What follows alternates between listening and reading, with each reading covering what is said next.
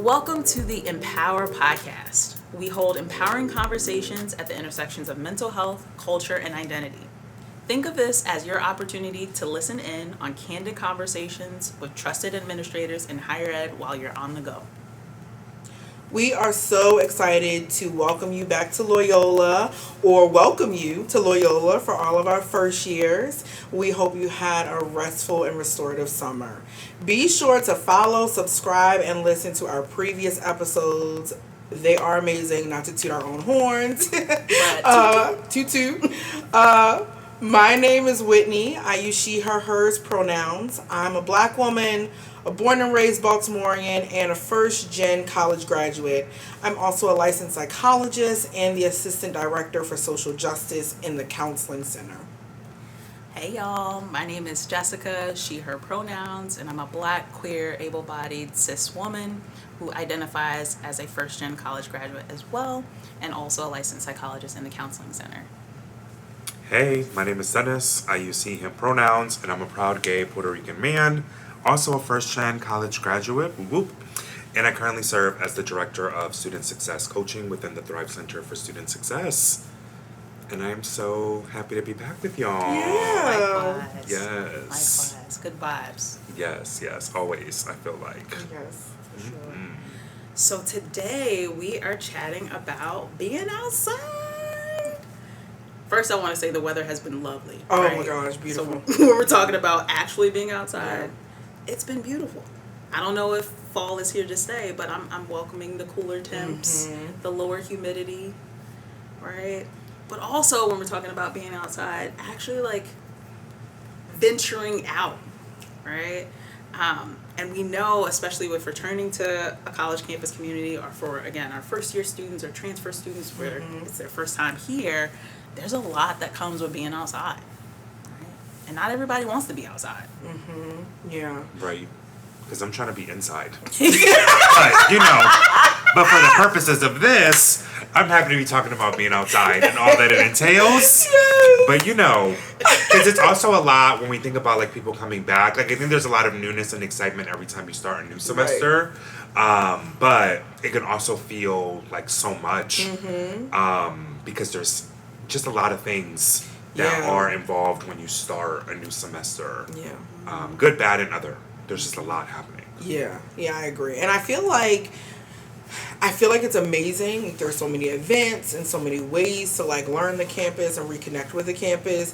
But there can also be this like sensory overload. Like you're doing all that, you're reacclimating to a new physical space, you're meeting new people, right? Like there's just a lot on our actual nervous systems. Right. And that's not even, that's just related to folks' identities here at Loyola, right? We know that the world is going through a lot, and so all of that we're taking in. And so, I think like there might be this like sensory overload. And I'm an extrovert, and I think all that sensory overload has made me want to just be inside even a little bit more. So I've even been noticing that change to my energy. I think I'm reflecting on, I guess, kind of the unspoken rules about re-engaging or engaging in an environment, right? And you all are speaking to kind of the excitement and the energy, all the activities at the start of a new year. And I think there is this unspoken unspoken expectation that you do the things. Right. You go to the events, you show up, right? I want to give a quick shout out and acknowledgement to our Thrive Center partners, Yes. right? We just had the block party last week. Which was a vibe. It was. Full DJ. If you didn't attend the block party, you need to look out for it next year, Yes. right? It's usually at the first, the end of the first week of classes.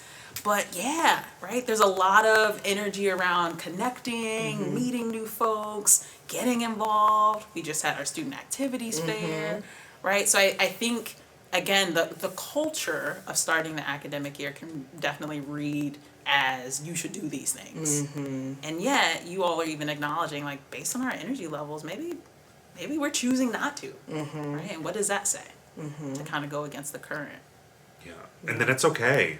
I think a conversation we have a lot, like there is we were having this conversation in my Messina class. A student shared that they've already signed up for like 14 clubs. So we're like, all right, let's pause here. We love your excitement and energy Yes. around signing up and Yes. getting engaged in things. But it's also like we have to talk about balance Yes. and time management. Yes. Right? Because ultimately, you're here to get a degree. Yes. So the priority needs to be academics. We want you to make the connections. We want you to get involved, but we want you to do it in a way that ensures balance because you really can't give your full self to 14 different organizations Yeah. because that's only going to tire you out. It's only going to lead to burnout and you're just starting. Yeah. And even I think students coming back, they're so excited to like get reacclimated with their friends they haven't seen all summer, to rejoin the things they did, or maybe if they didn't get as involved in their first year, they're looking to do more. But it's that same thing, like you have to find the balance in everything that you do. You have to find the rhythm of the year for you. And sometimes that means like not going to the activities fair, right? And sometimes that's why we also offer it in the spring because Yeah. we know students intentionally choose to focus on academics the first time. Yeah. But if you did go to the activities fair, if you did go to the block party, shout out, thank you for coming. We also want you to find that balance within Yeah. yourself. Yeah. I love that. Yeah. I think that's so important. I think there's also this piece too, right, that I know we've talked about before, which is also just like reacclimating. Like Loyola, is gonna be home for a lot of students, right? Especially Yeah. if you live on campus. But if you are commuters, right, certainly I know one of the groups that I met at the Thrive Block Party was the commuter student organization and learned about all the phenomenal ways that they are supporting commuters and being engaged on campus, right? And so whether you physically live here or you just, right, spend most of your day here, right, Loyola's gonna play a huge role in your social life and in your day, and even just thinking about what that means for reacclimating like to a new place, and that has a lot of people from a lot of different places, a lot of different cultures, a lot of different identities, right? And that also can pull on our energy in different ways, hopefully many beautiful ways, right? And being able to like see more synchrony and see more crossover, right? Like hopefully seeing that we're more alike than we are different. And also, right, we know that we don't live in a perfect utopia world, and so the opposite also happens. That what can happen is that othering happens, right? And quote unquote differences get highlighted, and so all of the energy that it just takes to navigate through those type of social engagements as well, I think goes into this conversation. Y'all are dropping some gems. So I feel pulled to kind of speak to pieces that both you, Whitney and Dennis, touched on as far as like tuning in, checking in with yourself, right? What do you have the capacity for? But also this idea of balance and moderation, right? We are humans. We do not have an endless supply of energy, despite what our youthful selves can tell us. I want to say props to, students who are super engaged and involved and like to do different things. But when it comes to checking in with yourself and then also engaging in moderation, it's making selections, right? It's kind of prioritizing, and it's learning to say no to things and knowing that is okay. Right? Yes, you're a college student. Yes, you are navigating this campus. You're trying to find ways to maybe stand out as a student leader, right? And it is literally virtually impossible for you to do all the things. So what are the things that actually speak to your values, right? Or your passions? Where do your gifts lie? And can you focus on those areas as ways to get engaged and involved? Yeah.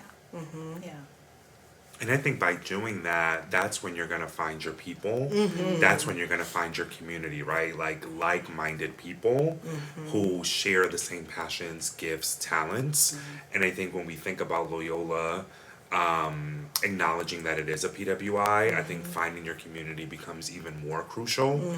So even if those shared connections are around race or ethnicity or identity, it's okay if that is also something you prioritize, whether you're a new or returning student, because that's going to ensure that this place that is your home for 4 years feels like a home and you feel as though you belong in this community.